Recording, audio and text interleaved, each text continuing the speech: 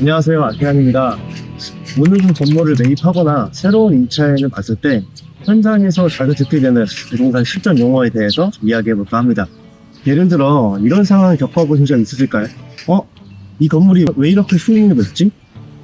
임대료가 주변 시세가 높은데도 거래가 되네? 이럴 때 꼭 수익률의 배경을 의심해봐야 합니다.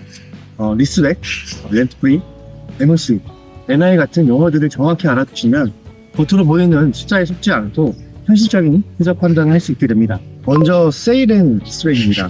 건물 정보 설명란에 리스백 가능합니다. 리스백 시 수익률 4%. 이런 표현 보신 적 있으실까요?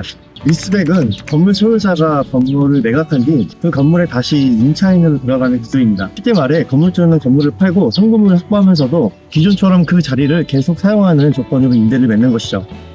매도인 입장에서는 현금 유동성을 확보할 수 있고 사업 이전 없이 그대로 영업을 이어갈 수 있으며 확보한 자금으로 신규 사업 투자를 할 수 있습니다.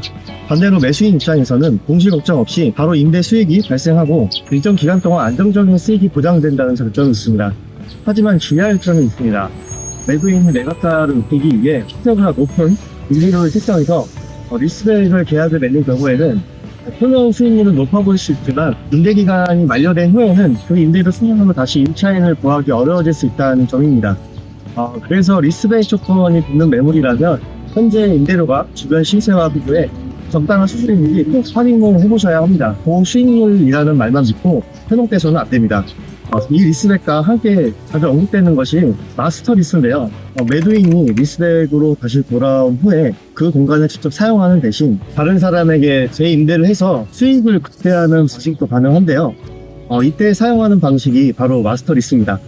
마스터 리스란 하나의 임차인이 건물 전체 또는 다수의 호실을 일괄 임차해서 제3자에게 다시 재임대하는 구조입니다. 쉐어하우스나 프리빙 하우스, 호스텔 같은 운영형 사업자들이 이 구조를 자주 활용합니다. 투자자 입장에서는 마스터 임차인 한 명만 상대하면 되기 때문에 공시 걱정이 줄고 수익 구조가 예측이 가능하다는 장점이 있습니다. 하지만 이 구조도 반드시 따져야 할 것이 있습니다. 바로 마스터 임차인의 신용도나 사업 지속 가능성, 실제 운영 능력입니다. 만약 이 임차인이 중도에 설수하거나 폐업하면 건물 전체가 공실로 전환되는 리스크가 있기 때문입니다. 실제로 수익률이 높아 보이는 계약도 마스터리스 계약이 해제되면 전체 구조가 무너지는 사례도 적지 않습니다. 다음은 렌트프리인데요. 렌트프리는 임차인에게 일정 기간 동안 무상으로 공간을 사용할 수 있도록 해주는 혜택입니다. 보통 인테리어나 이전 준비 기간으로 1개월에서 2개월 정도 렌트프리를 제공하는 게 일반적입니다. 그런데 이게 수익률을 유지하기 위한 수단으로 쓰기도 합니다. 예를 들어 40억짜리 건물 월세가 10만원이면 연 수익률은 3%가 되겠죠?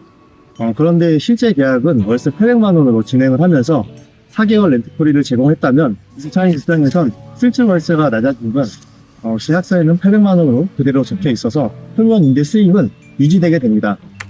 초기 및 몇 달의 수익을 포기하면서 전체 수익률을 좋게 보여주는 전략인 거죠. 문제는 렌트프리 이후에 임차인이 금방 나가버리거나 애초에 수익률을 부풀리기 위한 목적으로 계약이 이루어졌다면 예상치 못한 공시 리스크가 바로 발생할 수 있다는 점이 있습니다. 그래서 렌트프리 조건이 있는 계약은 전체 임대 기간, 월세 수준, 주변 임대 시세와 비교해 실제 수익률이 얼마나 되는지 직접 계산해 보셔야 합니다. 여기서 함께 알아두셔야 할 개념이 핏아웃과 TI입니다. 핏아웃은 공간을 실제로 사용할 수 있도록 기본적인 내부 마감 공사를 의미합니다. 벽이나 바닥, 조명, 냉난방기, 전기 설비 같은 인테리어 작업이 포함됩니다. TI는 그런 핏아웃 비용을 임대인이 임차인에게 인센티브 형식으로 지원하는 조건입니다. 예를 들어 TI 1억 지원이라고 하면 이점을 유도하기 위해 임대인이 1억 원치의 공사 비용을 대신 부담해준다는 의미입니다. 요즘처럼 공실이 많아지는 시장에선 건물주가 TI 조건을 제시하는 경우가 많아지고 있습니다. 문제는 이걸 악용하는 사례도 늘어나고 있다는 점입니다. 특히 헬스장, 병원, 학원 같은 업종을 표방하며 TI 수천만 원에서 수억 원까지 받아놓고 실제로 영업은 하지 않고 잠적하는 사례도 나오고 있습니다. 간판만 달아놓고 입점하는 척 하다가 몇 달 만에 폐업을 하거나 TI를 받아 인테리어 제약만 해놓고 폐업 모집 없이 그대로 사라지는 경우도 있습니다. 이런 경우 건물주는 공사비 손실, 공실 재발생, 법적 분쟁까지 겹치게 됩니다. 그래서 TI 조건이 포함된 계약이라면 임차인의 영업 이력, 신용도, 실제 사업 운영 계획까지 꼼꼼히 따져보는 게 정말 중요합니다. 마지막으로 임대료 선정과 관련해서 현장에서 자주 쓰는 개념 두 가지, NOC와 NI를 정리해 보겠습니다. NOC는 전용 면적 기준 한 평당 임대료를 의미합니다. 즉 내가 실제 사용하는 공간 한 평당 임대료를 얼마나 내는지 보는 지표이죠. 예를 들어 전용 50평 월세 500만 원이면 NOC는 10만 원입니다. 그건 주로 임차인 관점에서 임대료 수준을 판단할 때 사용이 됩니다. 상가나 오피스 계약에서 많이 쓰이기도 하죠. 반대로 NI는 계약 면적 기준으로 임대료를 말합니다. 매매 실무에서는 전용 면적 기준보다 계약 면적이 훨씬 더 중요하죠. 왜냐하면 공용 공간까지 포함된 전체 임대 가능 면적이 건물 수익에 직접 연결이 되기 때문입니다. 업계에서는 NI가 10만 원이다 라고 말하면 계약 면적 한 평당 10만 원의 월 임대료가 나온다는 뜻입니다. 예를 들어 연면적이 100평이고 NI가 10만 원이면 월 임대 수익은 1000만 원이 되는 구조입니다. 정확한 어는 명확하지 않지만 넷 인컴의 줄임말로 보는 시각이 많고, 실제 의미는 세후 순수익이 아니라 계약 면적 기준 임대료를 표현하는 업계의 간 용어로 받아들이시면 됩니다. 매수자 입장에서는 NI가 높을수록 좋은 수익률처럼 보이지만 해당 지역 평균과 비교해 너무 높다면 역시 주의해서 살펴보셔야 합니다. 오늘은 건물을 알아보다 보면 자주 하게 되는 조금 낯선 부동산 실전 용어에 대해서 살펴보았습니다.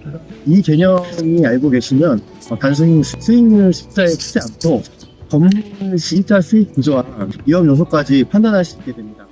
영상이 도움되셨다면 구독과 좋아요 꼭 부탁드리겠습니다. 다음 영상에서 다시 뵙겠습니다.